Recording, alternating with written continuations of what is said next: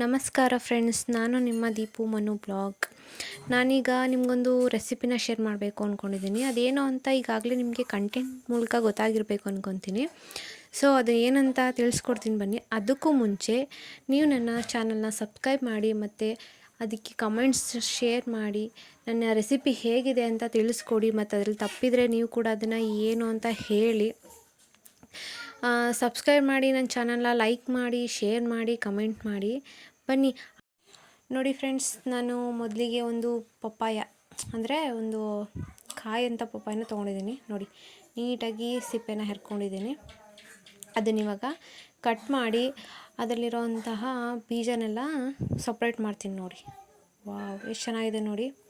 Full ಎಳೆ ಇದು ಹಣ್ಣಂತಲ್ಲ, ಎಳೆದು ಕಾಯಿ ತೊಗೊಂಡು ಅದನ್ನು ಅದರೊಳಗಿರೋವಂಥ ಬೀಜನೆಲ್ಲ ನೀಟಾಗಿ ತೆಗೆದು ಅದನ್ನೇ ರೀತಿ ಪಾಲ್ ಮಾಡಿಕೊಂಡು ತುರ್ಕೊಬೇಕು.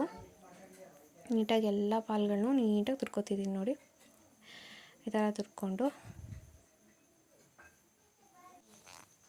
ಈ ಥರ ಎಲ್ಲ ತುರ್ಕೊಂಡಾದ ನಂತರ ನಾನು ಇದಕ್ಕೆ ಸ್ವಲ್ಪ ಉಪ್ಪನ್ನು ಸೇರಿಸ್ತಿದ್ದೀನಿ. ಉಪ್ಪನ್ನು ಯಾಕೆ ಸೇರಿಸ್ತಿದ್ದೀನಿ ಅಂದರೆ ಇದರಲ್ಲಿರೋಂತಹ ನೀರಿನ ಅಂಶ ಹೋಗಲಿ ಅಂತ. ಇದನ್ನು ಸ್ವಲ್ಪ ಚೆನ್ನಾಗಿ ಉಪ್ಪನ್ನು ಹಾಕಿ ಸ್ವಲ್ಪ ಎಲ್ಲ ಕಡೆ ಸ್ಪ್ರೆಡ್ ಆಗೋ ಥರ ಮಿಕ್ಸ್ ಮಾಡಿ ಸ್ವಲ್ಪ ಹೊತ್ತು ಇಡಬೇಕು, ಒಂದು 5 ನಿಮಿಷ. ಅದು ಇಟ್ಟ ನಂತರ ನೋಡಿ, ಈ ರೀತಿ ಅದನ್ನು ಹಿಂಡ್ಕೋತಿದ್ದೀನಿ ನಾನು. ಫುಲ್ಲು ಅದರಲ್ಲಿರೋ ತೇವಾಂಶ ಏನಿದೆ ಅದನ್ನೆಲ್ಲ ಪೂರ ತೆಗೆದು ನಾವು ಪಕೋಡನ ಮಾಡಬೇಕಾಗತ್ತೆ. ಪೂರನ ತೆಗಿತಿದ್ದೀನಿ ನೋಡಿ. ಫುಲ್ ನೀರೆಲ್ಲ ಹೇಗೆ ಹಿಂಡ್ತಾ ಇದ್ದೀನಿ ನೋಡಿ. ಹೀಗೆ ಉದ್ರಾಗಿ ಬರಬೇಕು. ಫುಲ್ಲು 5 ನಿಮಿಷ ಇಟ್ಟಿರ್ತೀವಲ್ಲ, ಆಗ ಪೂರ್ತಿ ನೀರು ಬಿಟ್ಕೊಂಡಿರುತ್ತೆ. ಸೊ ಅದರಲ್ಲಿರೋಂಥ ನೀರಿನಂಶ ಎಲ್ಲ ಪೂರ್ತಿ ಹೋಗಿ ನಮಗೆ ಈ ರೀತಿ ಉದ್ರಾಗಿ ಬರುತ್ತೆ. ನೋಡಿ, ಪೂರ್ತಿ ತೆಗೆದೆ ನಾನೀಗ ಅದಕ್ಕೆ ಸ್ವಲ್ಪ ಈರುಳ್ಳಿನ ಆ್ಯಡ್ ಮಾಡ್ಕೊತಿದ್ದೀನಿ.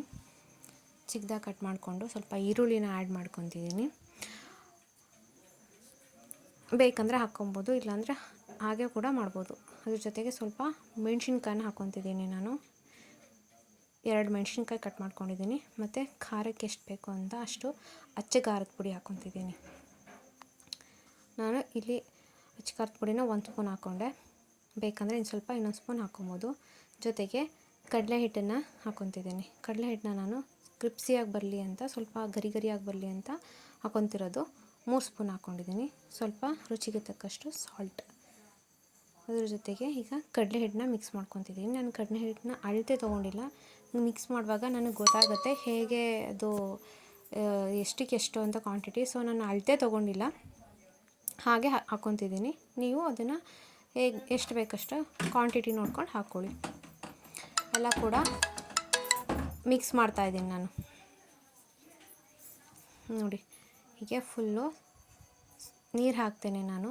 ಫುಲ್ ಎಲ್ಲ ಕಡೆ ಸ್ಪ್ರೆಡ್ ಆಗೋ ಥರ ನೀಟಾಗಿ ಮಿಕ್ಸ್ ಮಾಡ್ಕೊತಿದ್ದೀನಿ. ನಂತರ ಈಗ ನೀರು ಹಾಕ್ಕೊತಾ ಇದ್ದೀನಿ. ನೋಡಿ, ನೀರು ಅಷ್ಟೇ ನಿಮಗೆ ಹೇಗೆ ಬೇಕು ಹಾಗೆ ಅಂತಲ್ಲ. ಮಾಮೂಲಿ ನೀವು ಪಕೋಡನ ಹೇಗೆ ಕಲಿಸ್ಕೊತೀರ ಅದೇ ಕ್ವಾಂಟಿಟಿಲಿ ನೀರನ್ನು ಕೂಡ ಮಿಕ್ಸ್ ಮಾಡ್ಕೊಳ್ಳಿ. ನೋಡಿ, ಈ ರೀತಿ ಬಂದಿದೆ ಹಿಟ್ಟು. ನೋಡಿ, ಈ ರೀತಿ ಬಂದಿದೆ. ಇದನ್ನು ಕಲಸಿ ನಾನು ಸ್ವಲ್ಪ ಹೊತ್ತು ಅಂದರೆ ಒಂದು 5 ಮಿನಿಟ್ಸ್ ಇಡ್ತಿದ್ದೀನಿ. ಈ ಕಡೆ ತವಾ ಮೇಲೆ ಬಾಣಲಿ ಇಟ್ಟು ಎಣ್ಣೆನ ಕಾಯಕ್ಕೆ ಇಡ್ತಾಯಿದ್ದೀನಿ. ಎಣ್ಣೆ ಕಾಯೋಷ್ಟು ತನಕ ಅದು ಇದಾಗಲಿ ಅಂತ ಇಟ್ಟಿದ್ದೀನಿ. ನೋಡಿ, ಎಣ್ಣೆ ಕಾಯ್ದಿದೆ. ಪಕೋಡಾನ ಹಾಕ್ತಾ ಇದ್ದೀನಿ. ಈ ರೀತಿ ಎಣ್ಣೆ ಫುಲ್ ಫ್ಲೇಮಲ್ಲಿ ಇಟ್ಟು ಕಾಯಿಸಿ ಆನಂತರ ಪಕೋಡಾನ ಹಾಕಿದ್ರೆ ಚೆನ್ನಾಗಿರುತ್ತೆ. ನೋಡಿ, ಒಂದು ಸೈಡ್ ಬೆಂದಿದೆ. ಅದನ್ನು ನಾನು ಇನ್ನೊಂದು ಸೈಡ್ ಬೇಯೋದಕ್ಕೆ ಉಲ್ಟಾ ಮಾಡ್ತಾ ಇದ್ದೀನಿ. ಈಗ ಇನ್ನೊಂದು ಸೈಡು ಕೂಡ ಬೇಯ್ತಾ ಇದೆ. ನೋಡಿ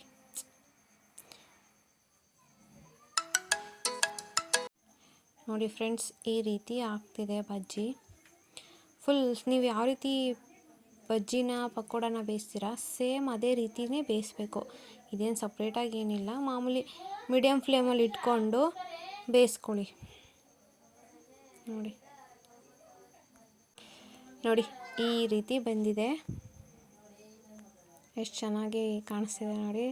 ನೋಡ್ತಾ ಇದ್ದರೆ ಫುಲ್ಲು ಕ್ರಿಪ್ಸಿಯಾಗಿದೆ, ಅಷ್ಟೇ ಟೇಸ್ಟಾಗಿದೆ ಕೂಡ. ನೀವು ಕೂಡ ಟ್ರೈ ಮಾಡಿ, ನಿಮ್ಮನೆಯಲ್ಲೂ ಕೂಡ ಟ್ರೈ ಮಾಡಿ ಹೇಗಿದೆ ಅಂತ ಕಮೆಂಟ್ ಮೂಲಕ ತಿಳಿಸಿ.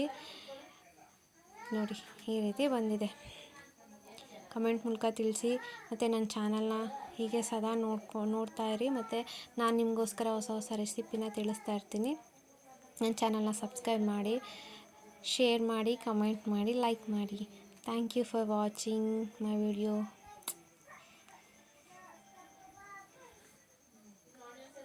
ಹೇಗಿದೆ ನೋಡಿ ನನ್ನ ಬಜ್ಜಿ. ನಾನು ಕೂಡ ಟೇಸ್ಟ್ ಮಾಡಿದೆ. ತುಂಬ ಯಮ್ಮಿ ಆಗಿದೆ, ಕ್ರಿಸ್ಪಿ ಆಗಿದೆ, ಟೋಟಲಿ ಸೂಪರ್ಬ್ ಆಗಿದೆ.